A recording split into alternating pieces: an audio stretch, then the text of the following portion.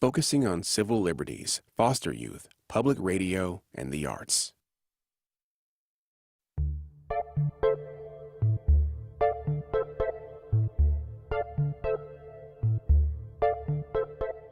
Support for First Coast Connect is provided in part by Baptist Health and North Florida TPO. Good morning, I'm Ann Schindler, and this is First Coast Connect. Today, lawmakers extend their calendar after one of the most contentious legislative sessions in memory. We get a recap from two veteran First Coast political analysts. Later in the program, volunteering for unique learning experiences with lifetime impact. But first, lawmakers took a one-week pause before diving back into the budget next week, and it seemed like a good time to discuss the session's winners, losers, and new laws, along with what to expect when the bruising session resumes. Here to tell us about it is A.G. Gancarski, Northeast Florida correspondent at Florida Politics. Good morning, A.G. Good morning, and don't forget my column with Jacksonville Today. Oh, and a column that's right, here at Jacksonville Today, which is always much appreciated and awaited with bated breath. We're also joined by Obi Umunna. He's an attorney here in town and a longtime campaign manager. Good morning, Obi. Thank you. Good morning. Thanks for having me. Thank you for being here. So let's just start with the politics of this session. Embittered, combative. First time we've seen the legislature reject this governor and his agenda. What's happening, AG? Well, it's year 7 in the governor's term, so this is usually when legislatures develop spines, and that happened with the House. House Speaker Daniel Perez and his leadership team, which includes Wyman Duggan of Jacksonville, they decided they were going to draw a line in the sand, and they really did on a number of issues. They bucked the governor on, his desire to push property tax onto the ballot this year. They've got a study group that's going to be emerging ahead of the 2026 session and into it with some advisory things. They've bucked him on the Hope Florida issue regarding $10 million of money that went from a Medicaid settlement that the governor has framed as the cherry on top to the Hope Florida Foundation, which in turn was funneled toward a political committee controlled by James Uthmeyer, the Attorney General, fighting constitutional amendments last year. And they fought him on a number of other things too, but really the issue here is Daniel Perez has stood up to this governor in a way no other Republican has. And, if you want to go back and look at the genesis of this, it really is 2023 when the governor's political action committee compelled people on the legislative floor on the last day or two of session to sign pledge cards to support DeSantis for president. We know what happened with that. And revenge is a dish best served cold. And this was a cold dish for revenge for Ron DeSantis. It's been a very exciting session. DeSantis has been all over the media, all over his safe spaces. Laura Ingraham, Mark Levin, Dana Lash, talking about how bad the Florida House is, talking about people that nobody on a national level heard of before he started talking about them. So it's been interesting to see. And of course, the governor, once they do pass this budget next month, will have his final revenge because any member projects and people who crossed him will get the veto pen. Because it's a line item. Exactly. So, 1 year he had the red wedding vetoes, basically $1 billion of vetoes. I think this can be a walk in the park compared to what you're going to see when he's got the veto pen next month. Ovi, the animosity was so strong. I mean, as AG says, you can get to the lame duck years for a governor, and the legislature does push back. But this was such whiplash after these years of just total fealty from the legislature to the governor. Yeah, I mean, there was basically 6 years of being bullied by Governor DeSantis, and then this was the year they decided to punch back. Even, AG didn't touch on this, but they gavelled in and gavelled out on a legal immigration special session just to prove a point to the governor that they were not going to be pushed around. And so because he asked them to do a special session, and they did not want to do it. They said, we'll do ours, not yours. And really what they're showing is that they look to Trump as opposed to him. They want to make sure that he understands that Trump is the leader of the Florida Republican Party and not him. And so you're seeing a pushback in ways that we have not seen.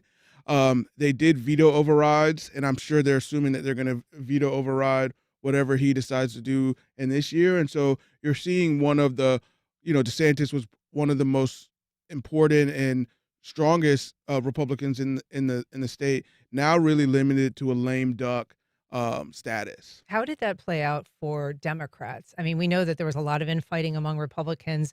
Democrats are obviously the real minority in Right, that, right. and they have very little power. But how did it play out for them? Unfortunately, Democrats didn't really have power to take advantage of the Republican infighting. They had their own kind of inner party squabbles as well. I think what Democrats were really able to do, or maybe able to kind of fight a few bills that weren't able to come up, and prevent some things from happening. But unfortunately, they do not have the power to really move anything forward. I saw that there was a notice that went out from a major LGBT lobby, AG, saying, we won a lot this session simply by, it didn't pass. It kind of didn't get to a lot of these anti-DEI. There was the flag effort to prevent government buildings from flying certain flags, including the rainbow flag. So there was things that had been on the Republican agenda that, because there was so much, you know, uh, just disagreement and dissent, within the ranks, those things kind of didn't get the priority that they might have. Right. And you've got to look at it in terms of the House and Senate have competing priorities. They have competing voices in their ears. We saw it in a number of pieces of legislation. There's an education bill, for example, that if the Senate version had passed as the language was written, it would have banned university polling like UNF from doing candidates and campaigns. They could have done issue polling that nobody really cares about. Mhm. What issue matters to you most? Well, that's not a headline turner. What does turn headlines is who's going to win the governor's race. And they had that language in there. The House did not. There was a dispute over university president searches and all of that, but ultimately they couldn't come together. And the frustration on the Senate side with House Speaker Daniel Perez was off the charts. I mean, former Senate President Kathleen Passidomo, who is the Rules Chair this year, she said during a debate last week, "Well, we've only got a year and a half with the Speaker left," which it kind of tells you where it went. But it's like the House drew a line in the sand; they wouldn't play ball, and the upshot was you didn't see a lot of rollbacks from marginalized groups that you otherwise might have seen if it had been more of a kumbaya vibe in the state capitol. Was it a little break from the culture war kind of legislation that we've seen? Unintentionally, and with Yeah. that flag bill you passed or you mentioned, Senator Randy Fine, who was running for Congress from jump, as soon as Mike Waltz was picked to move to the Trump administration, he was sponsoring that. So anything that Randy Fine was carrying, once he vamoosed from Tallahassee, that was it for him. Including the guns On rollback, which, campus. yeah, Yeah. yeah. Yeah, so those college kids who might have wanted to, carry their M16s into class to negotiate a better grade are out of luck. Yeah, I thought it was interesting that, at the beginning of session, I think the Senate and the House kind of bonded together to fight DeSantis. And then at the end, it was kind of a Royal Rumble where they all three were kind of fighting each other Mm. on different issues. And I think that was just what happened this year and allowed some of the other things that there were maybe priorities going into the session not to happen because there was so much infighting on every little bill. Yeah, I mean, DeSantis kind of, toward the end, he kind of goofus and gallanted the Senate and the House, basically. The House is goofus, the Senate is gallant. I can work with the Senate, I can't work with the House. But yeah, there was that kind of, three-way dance mentality for Mm. much of the session. If you're just joining us, we are talking to political analysts A.G. Gancarski and Obi Umunna about lessons from the session, which is on a 1-week break. You can join the conversation. Give us a call at 904-549-2937 or email firstcoastconnect@wjct.org. You can also reach out on social media. One particular Democrat that stood out this session, Jason Pizzo, declaring his party dead, said he's going to be an independent. What is the significance of that? I mean, he has been a very vocal member of that party for a number of years. Yeah, I mean, Jason Pizzo's move shocked a lot of people, but you could have seen it coming. I mean, he was more centrist than the caucus, and I mean, he was the Senate Minority Leader this session. So when he abdicated that, and Lori Berman took over with days left in the session, that was a really interesting move. Pizzo's been talked about as a candidate for governor. He may still run as kind of a spoiler, which would probably be really good for the Republican nominee, whoever that is, likely Byron Donalds at this point. But when you look at Pizzo, I mean, he's always kind of been his own man, and this is something that when you look at the response of legislators around this area was really interesting. Both Jennifer Bradley, a Republican from Clay County, Tracy Davis, who will be Senate Democratic leader starting in 2027, they had nothing but positive things to say about him. But Representative Angie Nixon, who may also run for governor if you believe some of the gossip, um, she said that Pizzo's been dumping on marginalized communities for years, and good riddance. And so there's kind of that run the gamut responses. Nikki Fried, the chair of the Florida Democratic Party, essentially said that the party was better off without him. But I don't know, if you have a marginalized party, it's basically got about a quarter of the legislature. If you're losing one of the voices that basically says, to moderate white men, hey, there's a path for you in this party, and then that voice says, I can't even work with these people. I don't know if that's a good message. I mean, Democrats are facing marginalization. A lot of it's not their fault. Some of it's from the way the maps are drawn. You've got a lot of R+10 districts, but D+30 districts, which ensure that the most left-leaning Democrats are nominated, elected, and unable to get things through the process. So Pizzo leaving is really a loss for the party. It's a loss for the Senate caucus, in the sense that they no longer have a voice that can actually talk to the mainstream in a way that others in the party have not been able to. Do you see this as part of just a larger movement towards independence when it comes to, voters certainly are bleeding from the parties in a way and becoming more vocally independent? Yeah, I mean, I think the Jason Pizzo issue is an interesting one because it's clear that he wanted to run for governor, and I think he was not getting the response back from the party that I think he wanted. I think it was interesting that maybe 2 or 3 days after David Jolly had changed to be a Democrat, Another candidate which for is kind of the governor. role that he would have played, right? He decided to be independent. I think going back to what AG said about the different responses, I thought obviously Rep. Nixon was one response, but I thought Finch's Driscoll, who is not really the same part of the party that Angie is, a little bit more conservative, a little bit more centrist than Angie Nixon was also kind of saying the same thing about Jason Pizzo. It felt to me this was more of like a personality than necessarily politics. I think there are some centrists, particularly the South Florida. Some of those there's some centrists in Tallahassee, and I just feel like Jason Pizzo, there was some personality conflicts and some things that really he just didn't vibe with the group.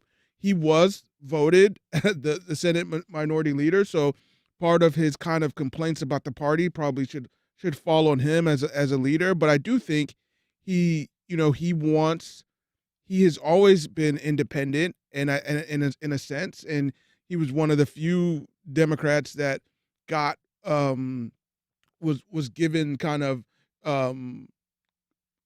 committee chairs and that kind of stuff in a particular government. So he did kind of really ride the middle, but I do think this is more of a way for him to really kind of feel free from having to say he was a Democrat, and maybe a path forward for him for governor, because with David Jolly in the race, that kind of takes his role. Yeah. Well, we know that there were fewer bills filed this session than in the previous sessions, as many as 18 or 20% fewer than last year. But there were some that passed and some carried by local lawmakers, including Jennifer Bradley, who you mentioned, this condo reform, which is interesting because, of course, she represents Clay County, which isn't exactly the condo capital of Florida. But she did, manage to kind of shepherd in reforms that people had been calling for after the Surfside collapse prompted all of these very burdensome financial requirements for condos. How do you think she fared in this legislative session? And also someone like Wyman Duggan, who, as you said, is kind of the lieutenant to the Speaker of the House and part of our local delegation. Yeah, I mean, I think Bradley had a very productive session. She also got the Tristan Murphy Act, which, is basically helping people who are in the criminal justice system who have mental health issues. And Bradley's, very much an independent. I mean, she's not somebody who is party line Republican. I mean, she obviously is capital R Republican in the sense of party registration, but she's kind of like the Republican Pizzo in the sense that she's willing to take positions that go against the orthodoxy, the talking points, the kind of things that light up AM radio. I think for Wyman also, it was a productive session in especially reputationally. There's talk that Wyman Duggan could run for mayor here in 2027. And, he did nothing to dispel those rumors. He hasn't shut down those rumors. And, he's part of that Daniel Perez machine. So as Ways and Means chair, he's played an important role. He played an important role in the process. It wasn't so much the bills he got through, but kind of the vibes he created and the fact that, he is a good team player. And it's like I keep pointing to that mayoral race. He's got $1 million banked in his political committee, which is much more than any of these other Republicans do. If he runs, he will have the Tallahassee support. It remains to be seen. There's a lot of talk of who's going to be the Republican standard bearer against Donna Deegan. But Wyman Duggan is well positioned for whatever he does down the road. He's very methodical. He's a land use attorney by trade, but he's a consensus builder. And he managed to play that role where he shepherded the Republican House caucus, but he also operated well with Democrats. And, when he was committee chair, you hear somebody like Anna Eskamani say basically she was happy to be working with him. And Anna Eskamani is one of the most left of center Democrats in the caucus. So, I'd say it was a win for him this session overall. So bills that did pass, we mentioned the condo thing. One was this very controversial ballot initiative that is measure, Obi, that's going to make it a lot harder, some say, to put constitutional amendments on the ballot. It's going to increase penalties for any kind of signature fraud. It focuses on the petition gathering process. This was something that, is a political statement in a lot of ways as much as a practical one. Well, yeah, I mean, I think, if you look at the history of Florida, Florida has been controlled by Republicans for almost 25 years, but throughout this time, they've been able to pass what you would say is left-leaning ballot initiatives, felony restoration, higher minimum wage, and things like that. And I think you've seen over the last kind of 5 to 10 years, we have raised the ability from 50% to 60% to pass a ballot initiative, and we are now in a point where I think they are attacking these initiatives in a way that are going to make it very hard for people to really go out and collect signatures. I mean, I think some of the restrictions are you have to be a U.S. citizen in order to collect these petitions. You can't have had a felony. And I know that people that in order to do this kind of petition work, these is some of the jobs that people are able to get because you have to be off all day and not have a regular job to be able to do this. And so there's a lot of kind of raising for bonds and all the $1 million bonds in order to even get on the ballot. And I think the job is to make it much harder for citizen initiatives to happen. Right now, there's a Medicaid initiative that people that are planning to fight this particular kind of bill, but it is they want to make it as hard as possible. Yeah, there's also online training. There's also registration with the state. There's also a rule that you can only collect 25 at a time signatures. So let's say you're doing a petition drive at a concert, and you come home with 1,600 petitions. You're going to need to basically spread those out among 64 people can bring them in. And that's really the type of thing it's intended to thwart these processes. I will say that there have been cases of fraud regarding petition organizers, and that really was the case. It's not just something that is, hypothetical. And this is something Jennifer Bradley brought up in debate on this. These are real things. And, this is kind of, it takes the Wild Wild West approach away from this and basically professionalizes it. But the kind of people who are doing petition drives, doing them as a gig, they're not really the kind of people that work well in the professional world necessarily. People we see out there with clipboards getting your signature at an event, they aren't necessarily the kind of people who, are going to the office. So, we have plenty of burdens on these people already in terms of what congressional districts they have to come from, in terms of the petitions being collected and all of that. This is going to make it tougher for things like legalized marijuana, for rollback of abortion rights and all of that. And we should say, I mean, of course, there's a lot of people out there getting signatures who are just volunteers and not necessarily part Mhm. of any, Well, it makes it state harder initiative. for you to be just a volunteer to do that. I mean, that's also part of it. Like if you and this has happened for a while, you have to be kind of registered with the state in order to collect petitions. You can't just come out of and say, "Hey, we want to go collect petitions today."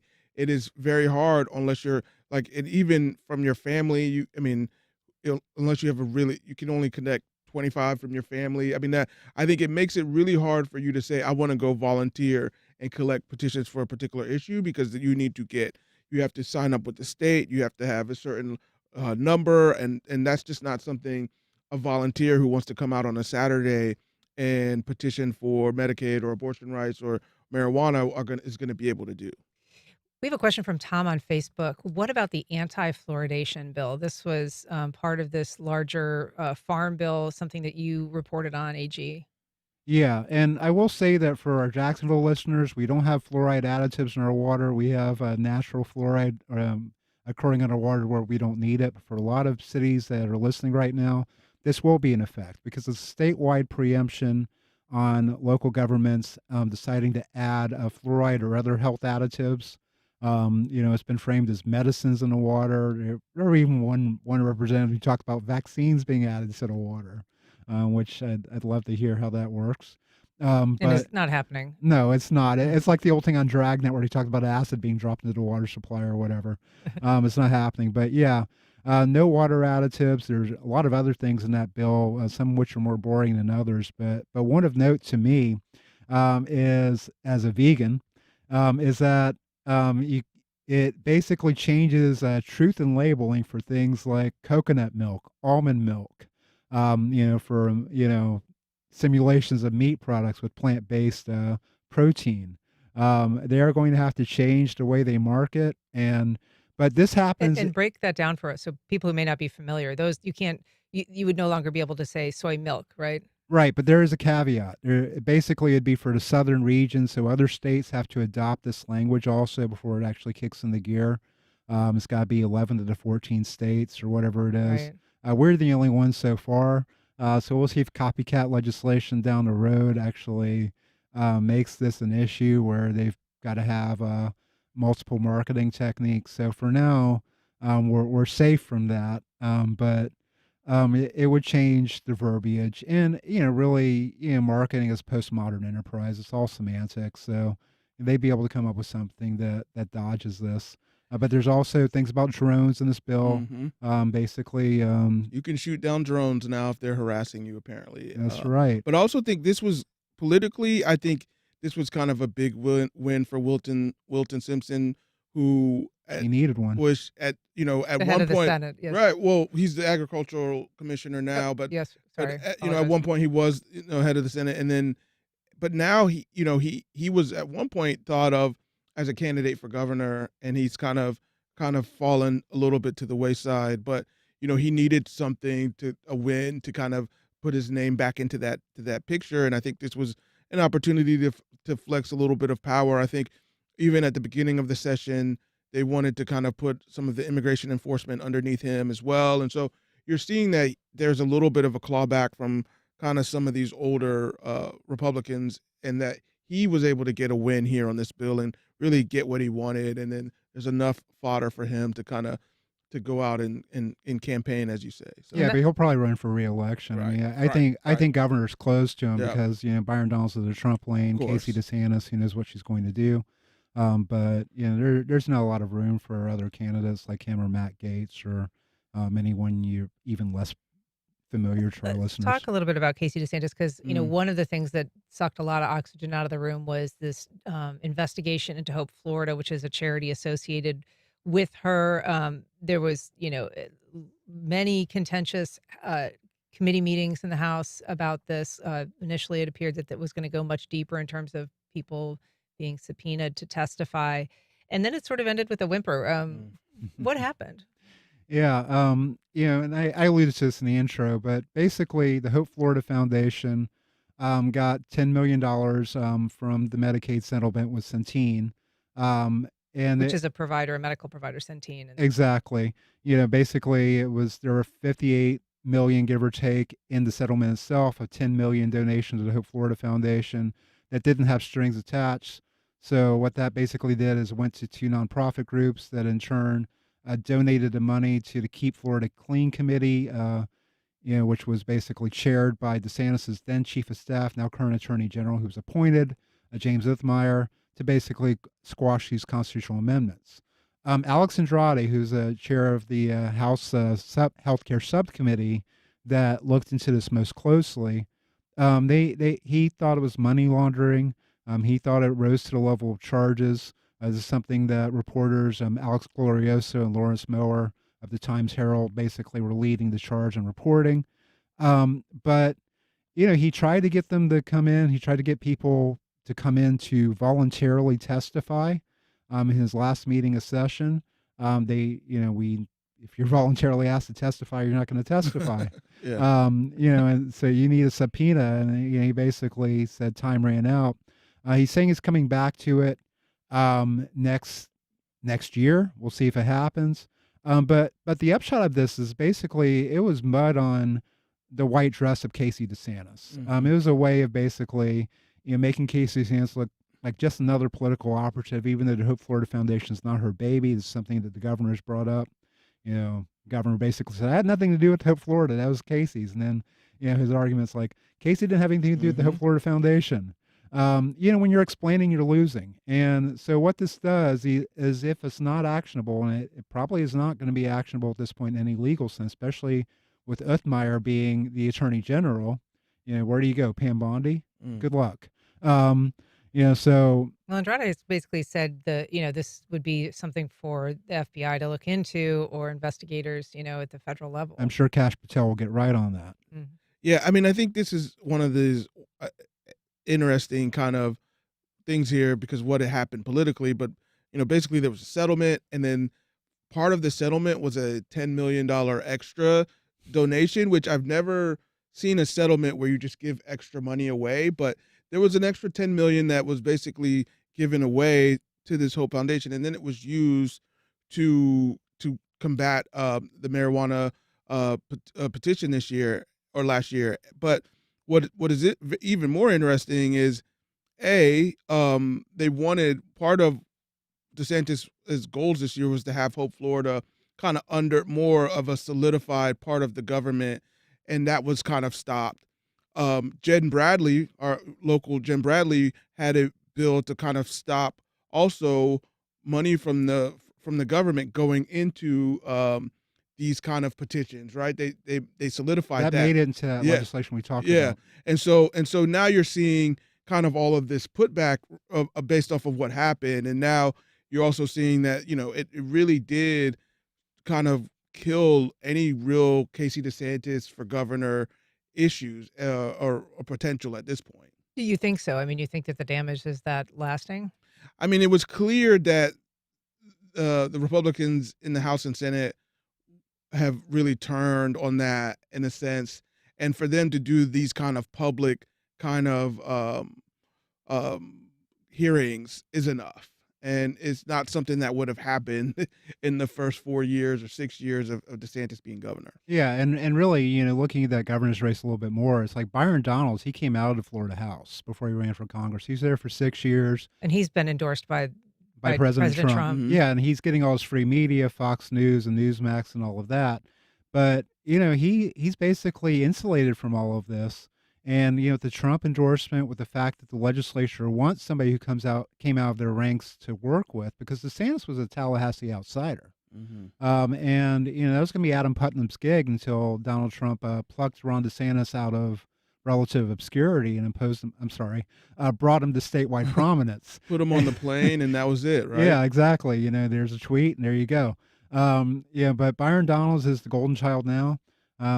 Casey DeSantis, the Stanti have basically begged for a co-endorsement, begged for a blessing from Trump. That's not coming. Byron Donalds and Donald Trump went to the UFC together down in Miami. earlier this year, and it's going to be Byron Donalds' show. Yeah. I do want to talk about a bill that is going to impact public schools, making it easier to convert public schools into charter schools. This, assuming the governor signs it into law, will be effective July 1. And it basically takes teachers and principals and school boards out of the negotiation, out of the consideration as to whether a school that is deemed failing in some aspect should be converted to a charter school. It'll be just left up to parents now. Yeah, I think this is gonna be one of those bills that we look back and it's gonna be a bigger deal than it's currently being made of right now. The process is that, in order to take a failing school, it basically the school board, there's an application, the school board is also looking at it, and then there's, basically input from teachers, community, and parents, and what this bill is doing is 2 things. One is it's taking all of the kind of school board and administrators out of the process and leaving it just to a majority of parents. But the other thing it's saying is that any school that has not made an A in the last 5 years, for the consecutive 5 years, is now eligible to be converted. And I looked it up. 42 out of 190 schools in Jacksonville had an A. So the rest of those schools are now eligible, and schools that are on the And way that's a up. huge change Mhm. because I mean, it used to be if a school's failing, we'll consider it as a charter. Now the threshold would be if it doesn't get an A for 5 consecutive. Yeah, it used to be DNF schools were the ones that were eligible for them, and there's arguments on either side about whether or not charter schools are better in those communities or not. But what I will say is that there's also another part of this bill that doesn't allow kind of them to school boards to buy property in without a 5-year plan, and limits them. And so it's really limiting the school board's power in order over charter schools, but it's also really leaving it up to the parents in a neighborhood to have a majority vote to see if they're going to change their school. Just a minute left, AG. What are your final thoughts as we head into the Monday resumption of budget discussion? I'm really curious to see the local bill and negotiations and how those go. That's where the rubber hits the road for me. It's going to be something where they will have to tamp down the rhetoric. I'm talking about leadership of the House and Senate, and basically get to a collaborative place. I'm listening closely what the governor may say about budget. Basically the House and Senate are saying that they wanted smaller budgets than what the governor proposes. But I think in the end, what gets approved will be a smaller budget than what anybody envisions. And with some tax relief for taxpayers? That remains to be seen. Yeah. All right. Well, Obi Umunna, AG Gancarski, you guys are terrific. Thank you so much for coming on today. Really appreciate it. Thank you. Thank you. All right. Up next, how high schoolers can build a. Welcome back. Well, we typically hear about the Red Cross at times of emergency, but the work of preparing for disasters is happening all the time.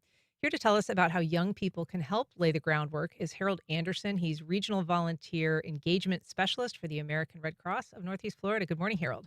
Good morning. Good morning. How are you this morning? Wonderful. Thank you for being here. Glad to be here this morning. We're also joined by Keisha Sims. She is Service to the Armed Forces Regional Manager at the American Red Cross. Good morning, Good Keisha. morning. Good Thank you for morning. being here. So, Keisha, you've worked around the world as well as locally, supporting the military for 17 years. Can you tell us a little bit about how you came to this work and some of the deployments that you've had overseas? Absolutely. So I started out in Louisville, Kentucky, doing what we call our emergency communication messages.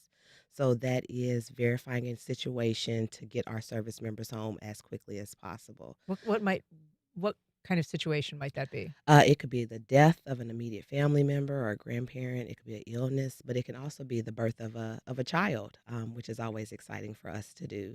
And so And so the Red Cross is Mhm. involved in those kinds of communications. Yes, so we are chartered by Congress to provide that service to the military. And it's helpful because it helps command make an informed decision about letting the service member come home, how long they can come home, and then it also helps with that financial assistance. Gotcha. And so those are sometimes delicate conversations. That's something that you trained for? Yes, so we do intense training either in person or online. We learn about interview style and then also compassion and then also taking care of ourselves when we're doing those because we sometimes have calls where suicide is involved. Mm. And so making sure that we are being compassionate with our clients, but also being compassionate with ourselves. All right. Um, the work that you've done, as I said, you've kind of also traveled more around the world. You've worked in Germany and Poland, Kuwait, Spain, Japan. How is it different working in those different environments? So here in Jacksonville, we have our different departments. Overseas, we are the Red Cross. So you may have an office that has one person, and we do disaster, we do those Red Cross messages, training services. And so we live and work on military installations overseas. So we are embedded in that community. Shopping on base, going to church, that's our family. And so we do everything. And we really rely on our volunteers, which is normally either our service members and sometimes their dependents. So, Harold, one of the things that you help coordinate here is ways for especially young people to get involved with Yes. opportunities with the American Red Cross. What kind of opportunities are available, and uh, how do you talk to younger people about it? I mean, what is the value of that kind of work for them? So one of the major ways that our young people can get involved that we really promote here is our Red Cross clubs.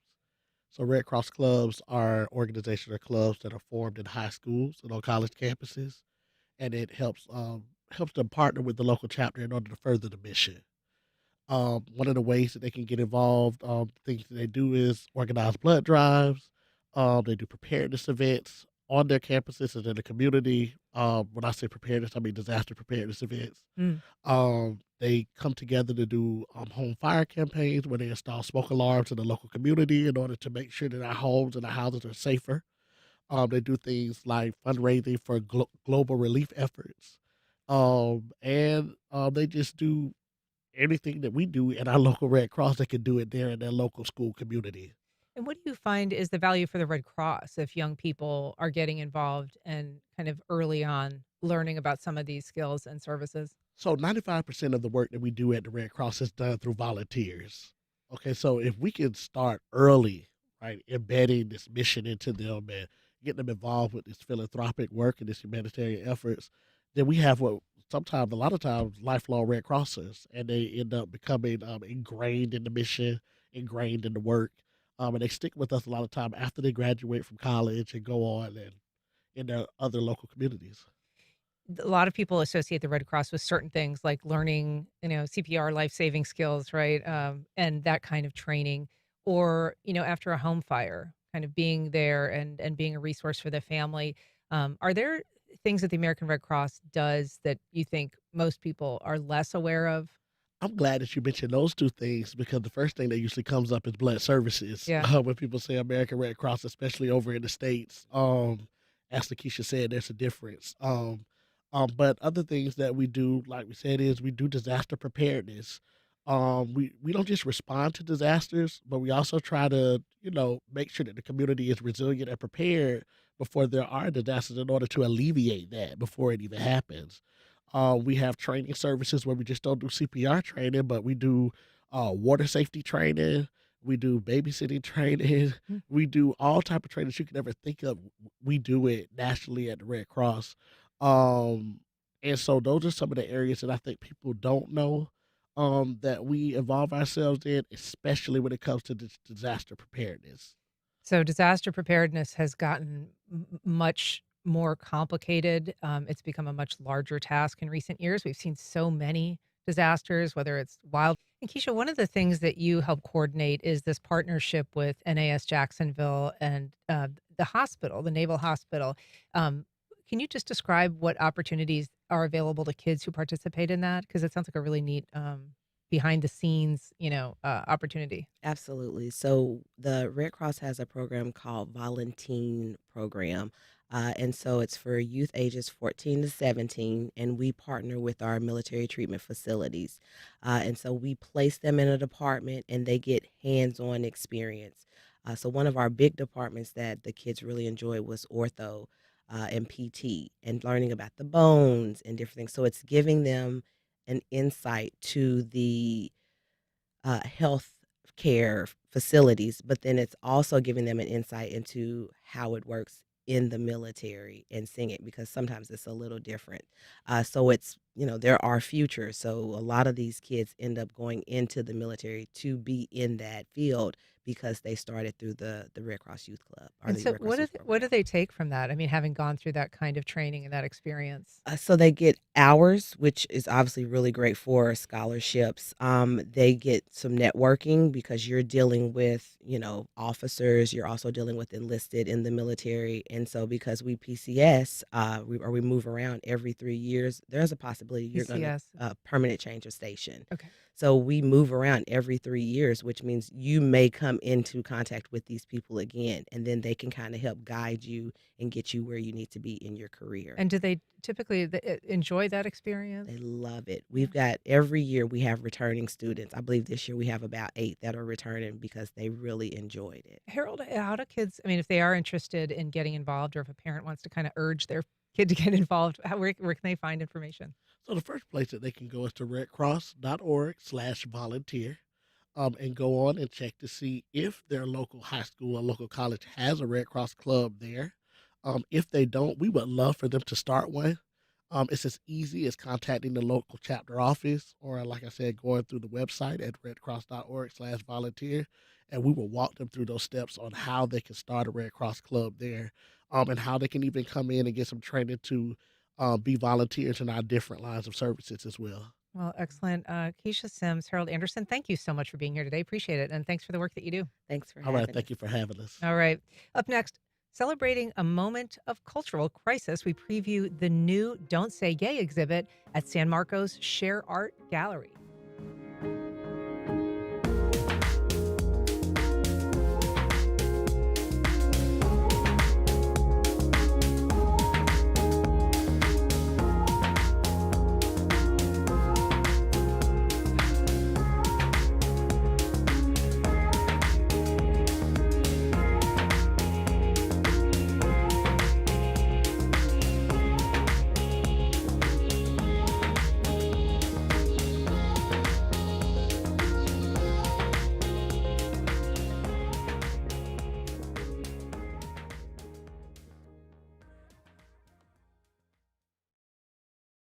AEG presents Hauser, the Rebel is Back tour. The Croatian cellist brings his blend of classical, pop, and rock music to the St. Augustine Amphitheater on Sunday, May 18th at 8 p.m.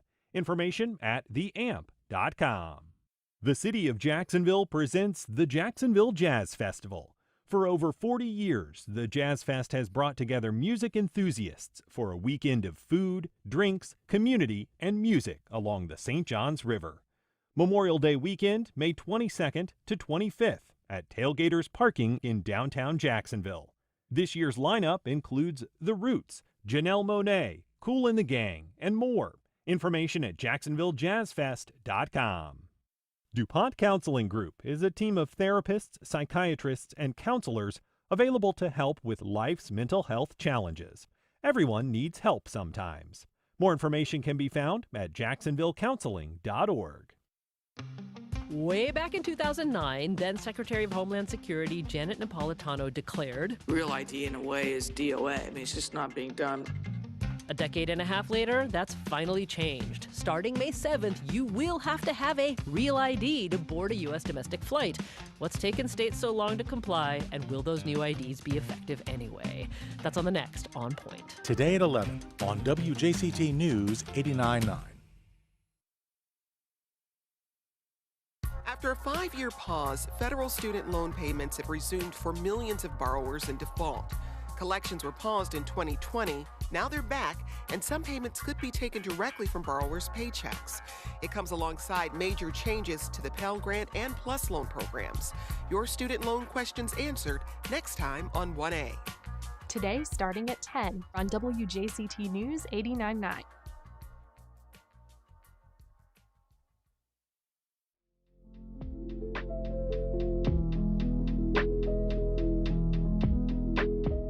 Welcome back. Well, a new collaborative portrait exhibit celebrates queer joy through the lens of two very different photographers. Here to tell us about it, I'm joined by photo artist Kat Tarbett, also known as Kat Culture. Welcome, Kat. Hey, thanks for having us. And Celeste Burns. Good morning, Celeste. Hi, good morning. So I want to ask you, the title of this exhibit is Don't Say Gay, very clearly a reference to the bill that's sort of known colloquially by that name. Kat, why choose that title? Yeah, great question. So obviously, Florida is no stranger to this kind of legislation that seeks to attack queer people and really eliminate us from the conversation altogether. So we wanted to take a moment to dedicate a gallery to queer joy and just visibility and really celebrating the vibrant culture that we have in Florida. And I would guess in like some other movements, it's an effort to kind of reclaim that Yes, that definitely. verbiage. Yeah, we want to counter kind of the saying and create something positive out of it. Because obviously you're going to be centering sort of the LGBTQ Yeah. experience in some of the artwork that you do. Yeah, of Yeah. course. Celeste, I mean, you guys are both, prolific photographers in the community. What led you to decide to do a collaboration? Yeah, so I've loved Kat's work for some time now. Of course, Jacksonville, it has a very strong and vibrant queer community, but we're also pretty close knit. And so there tends to be kind of this sense of community over competition in general. And I've always had that with Kat. We work in the same studio building together. And so over kind of the course of time, we would plan out little projects, dream a little bit about how to greater represent the queer community here in Jacksonville with imagery. And then from there, the show kind of took a really exciting turn, and we decided to really focus kind of separately and together at gathering some amazing queer people in the community to uh, depict and showcase together and separately. And your styles are so different, but they're both so captivating. Kat, your work is just so colorful and kind of pop arty and very diverse in its representation. It's almost got a little bit of a cartoon edge. Um, and Celeste, your work is just very kind of thoughtful and intimate. You do a lot of wedding photography. In fact, your work's been featured in the New York Times. Thank you. Yes. But you have these just beautiful, tender moments. And so your styles are very different. How did you choose the work to kind of show together? I feel as though as artists we have a fingerprint, and it's kind of in our nature to have that instinct, right? Kind of the way that you aesthetically are drawn is it's hard to get away from. And so it was almost natural for the way that we kind of pursued this project. At least for me, I felt like tapping into emotion and softness and dreaminess is my nature as an artist, and I knew that together with contrast to Kat's beautiful, kitschy, bright style, that it could really complement each other. Yeah, and we are showing for people who are watching on our live stream. We are showing both of your photos on a reel here. How about you? What kind of work were you selecting, Kat? Yeah, so in my business, I focus a lot on creative portraiture. So my work is leaning more on the surrealism end, but definitely bright colors. And I really love campiness. So I kind of wanted to follow through with that into the series and tie in some of the like Florida kitsch that we see, like when you go to like a Florida gift shop or you see a welcome to Florida postcard. So I wanted to tie in some of that imagery into this show. Um, And in fact, the poster for the yeah. show is this sort of iconic Florida lettering, that you would see on a kind of "Wish You Were Here" style Yeah. postcard, but it's the "Don't Say Gay." Yes. Yeah. Yeah. So we really wanted to bring that in, and yeah, just celebrate our cool culture that we got here. The portraiture that you do, you very often work in other kind of inanimate objects. How do you choose those? Are those based on the characters that you're photographing? Do they have some relation to them? Or are they just kind of like neat things to catch your eye? Yeah, so I really focus on the color. Like, I love how bright colors work together. I'm looking at color schemes. I'm looking at even the material of like the prop, for example. I think we have one in the show that has a giant, like, inflatable pool gator. And I just love the way plastic photographs. It's very shiny. It's just Huh. like, yeah, no, I love it. So I'm very interested in like the visuals of it. Just yeah, very bright, very fun, very saturated. And Celeste, for people, it actually opens on May 9th, and there's an event that people can attend at the Share Art Gallery. Can you tell us just a little bit about what the opening is going to involve, and then just what you want the community to that attends to take from it? Absolutely. So really what we want it to be is just a huge celebration of the community in general. So we're really excited to kind of host queer people, allies, people that are a part of the community that want to learn more about what the Jacksonville queer community has to offer to the city in general. And so I'm really excited with some of the things we've developed. We have a couple interactive pieces for the gallery show opening as well. We have some postcards with some of our imagery, as well as the Don't Say Gay poster. And you'll be able to send those with some postage stamps to whoever you want as kind of an interactive way to bring out that Florida kitsch again. As well as a queer DJ. So there's going to be a lot of energy and fun. Yeah. Excellent. Well, it's the Share Art Gallery in San Marco, May 9th. Starts at 7. Kat Tarbett, Celeste Burns, thanks so much for being here. Yeah, thanks Thank you so much. All right, and thank you for listening. Please join us tomorrow when we'll tell you about a great resource for parents of premature newborns, a free home cleaning service for NICU families.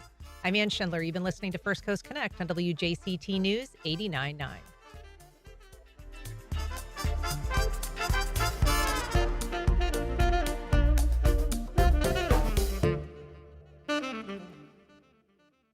Support for First Coast Connect is provided by Baptist Health and the North Florida TPO. Baptist Health is a proud supporter of First Coast Connect. Baptist Health, committed to building a healthier community for all of us. More info at 202-4YOU or baptistjacks.com. The North Florida TPO is dedicated to transportation planning, funding, clean fuels, and new technologies for a vibrant, resilient, and connected region. More information available at northfloridatpo.com. On May 16th and 17th, over 100 vocalists perform Mozart's Requiem alongside Mozart's Sinfonia Concertante, spotlighting concertmaster Adelia Nartedieva and principal violist Yunting Kuo. Visit jacksymphony.org. This is WJCT News